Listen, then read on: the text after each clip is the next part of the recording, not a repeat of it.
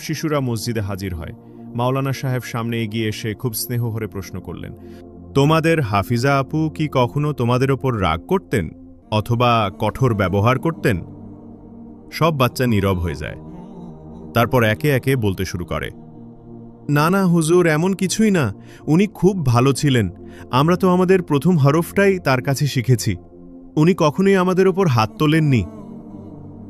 উনি সব সময় মিষ্টিভাবে কথা বলতেন, আমাদের দোয়া করতেন। সব শিশুর মুখে একই কথা, চোখে প্রশান্তি, মুখে প্রশংসা। এরপর আলেম সাহেব জিজ্ঞেস করলেন, এই মেয়ের ঘরে আর কেউ থাকত কি? তখন দুজন ব্যক্তি এগিয়ে এসে বললেন, না হুজুর, তার মা বাবা অনেক আগেই ইন্তেকাল করেছেন। তিনি একাই থাকতেন।